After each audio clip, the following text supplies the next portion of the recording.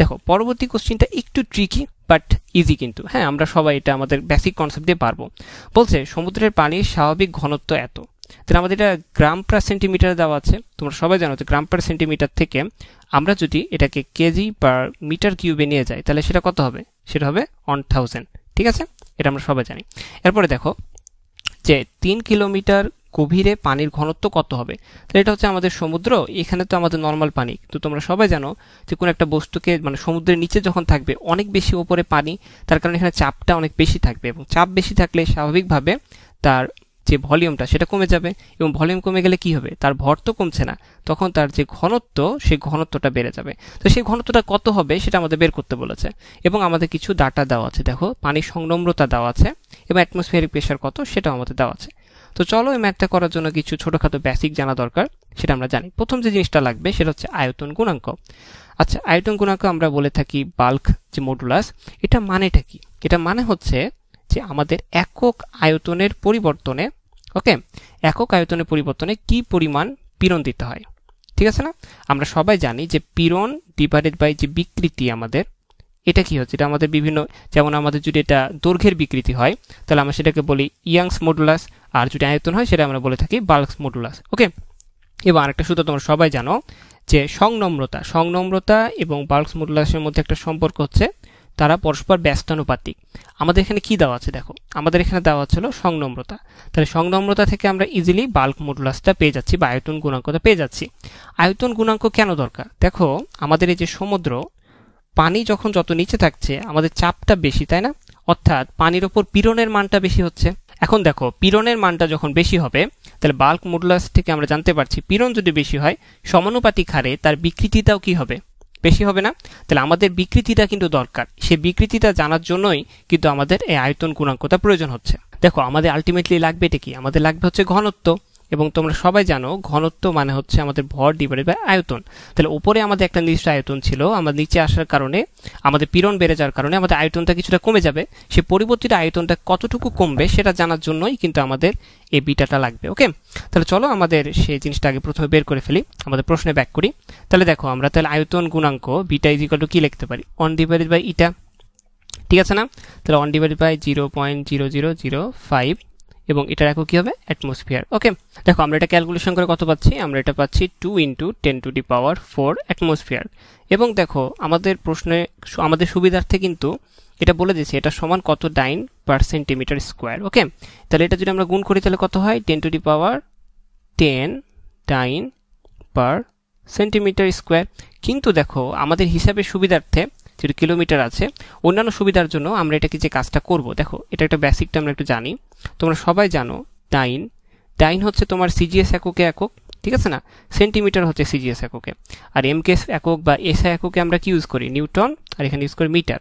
তাহলে তুমি ডাইন per centimetre square এই জিনিসটাকে নিউটন পার মিটার স্কোয়ারে যদি কনভার্ট করো তাহলে তুমি দেখবা যে 1 dyne per centimetre square is equal to হচ্ছে 0.1 নিউটন পার মিটার স্কোয়ার।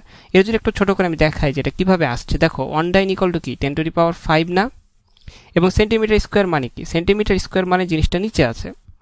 এবার দেখো সেন্টিমিটার থেকে আমরা যদি এটাকে মিটারে কনভার্ট করি তাহলে কত হয়, সেন্টিমিটার থেকে আমরা যদি মিটারে কনভার্ট করি তাহলে আমাদের এই জিনিসটাকে ভাগ করতে হবে না, সেন্টিমিটার থেকে মিটারের জন্য কত লাগে 100, এবং পুরো জিনিসটা কত হয়, স্কোয়ার হয়ে যায়। ঠিক আছে না? তাহলে আলটিমেটলি এটা যদি তুমি ক্যালকুলেশন করো তাহলে দেখবা 0.1 আসে। ওকে, তাহলে আমরা যদি আমাদের মেন ম্যাথে যাই তাহলে এখান থেকে যদি আমরা এটাকে কনভার্ট করি আমাদের নিউটন পার মিটারে তাহলে এটা হয় 2 × 10⁹ নিউটন পার মিটার স্কোয়ার। ওকে, তাহলে আমরা এখানে আমাদের বাল্ক মডুলাসের যে মানটা সেটা আমরা পেয়ে গেছি।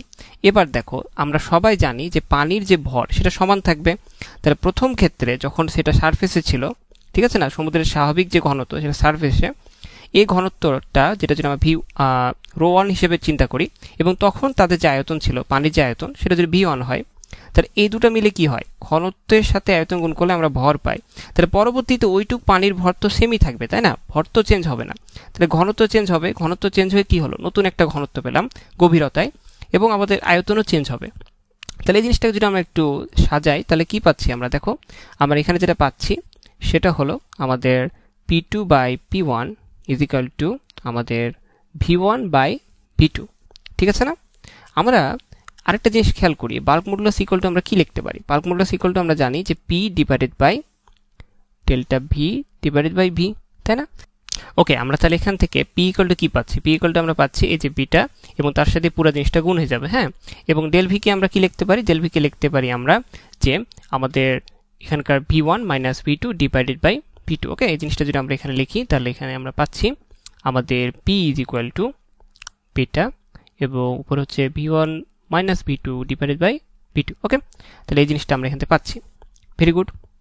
এবার আসো আমরা এই যে জিনিসটা আমরা এখানে পেলাম এরকম আমরা যদি আরেকটু সিম্পলিফাই করি তাহলে আমরা এটা কি পাচ্ছি? V one by V two minus one. দেখো তাহলে আমরা এখানে পি ইকুয়াল টু কি পাচ্ছি, অর্থাৎ আমাদের যে চাপ সে চাপের মানটা ইকুয়াল টু আমরা পাচ্ছি যে beta V one by V two minus one. তাহলে দেখো V one by V two এর মান কিন্তু আমরা অলরেডি এখান থেকে বের করে রেখেছি, তাই না? তাহলে আমরা এখানে কি লিখতে পারি? Beta V one by V two মানে কি? P two by P one minus one এবং এখানে আমরা পাচ্ছি পি। এ পিটা কি বলো তো? এ পিটা হচ্ছে আমাদের চাপ আর এখানে যে আমরা লিখেছি এটা হচ্ছে আসলে আমাদের রো, ঠিক আছে? পি এর মতো লাগলো, আসলে কিন্তু এটা হচ্ছে আমাদের রো। এরপরে দেখো আমরা এখন যে কাজটা করব সেটা হলো যে আমরা এই জিনিসটা যদি এর দ্বারা ভাগ করে ফেলি তাহলে কত আসে? আমরা যখন এটা দ্বারা ভাগ করে ফেলবো তখন আমরা যেটা পাবো সেটা হচ্ছে আমাদের চাপ ডিভাইডেড বাই পিটা। আর এ পাশে দেখো ভাগ করার ফলে আমাদের বাকি থাকবে কোনটুকু জায়গা? এটুকু থাকবে না? তাহলে ওয়ানটাকে আমরা যদি এখানে এবং তার সাথে আমরা যদি আমাদের যে রো ওয়ান অর্থাৎ আদি ঘনত্ব সেটা গুণ করে ফেলি তাহলে আমাদের নতুন ঘনত্ব পেয়ে যাচ্ছি। অর্থাৎ নতুন ঘনত্ব ইকুয়াল টু আমরা কি লিখতে পারি? দেখো আমরা চাপ ইকুয়াল টু কি লিখতে পারি? চাপ ইকুয়াল টু লিখতে পারি এইচ রো জি। ওকে, এবং আমাদের বিটার যে মানটা ছিল সেই মানটা তো আমরা অলরেডি বের করে ফেলেছি, তাই না? সেটা কি হচ্ছে 2 × 10⁻⁹ কত? 9, ঠিক আছে না? এবং তার সাথে প্লাস 1 ইন্টু আমাদের আগে ঘনত্ব কত ছিল? 1000। আমরা যদি জিনিসটাকে ক্যালকুলেশন করি তাহলে আমরা যেটা পাবো সেটা হচ্ছে 1014.7 কিলোগ্রাম পার মিটার কিউব। তাহলে আমাদের অ্যান্সার কিন্তু হয়ে গেল। দেখলাম প্রশ্নটা কিন্তু খুব ইজি, কিন্তু আমাদের কি কি জিনিসগুলো আগে বের করে নিতে হবে এবং চাপ মানে যে এইচ রো জি এটা কিন্তু তোমাদের সবারই জানা উচিত। তোমরা লক্ষ্য করলে দেখবা যে প্রথমে যে চাপটা ছিল নিচে কিন্তু চাপটা অন্যরকম, কিন্তু আমরা হিসাবের সুবিধার্থে পুরো জায়গাটা জুড়ে চাপ ইকুয়াল টু আমরা প্রথমে চাপটা ধরে ক্যালকুলেশন করেছি। এখানে চাপটা বের করে ফেলবো, তাহলে এই জিনিসটা ডাইরেক্ট আমরা ক্যালকুলেটরে যদি বসাই তাহলে আমাদের কিন্তু অ্যান্সারটা হয়ে যাচ্ছে।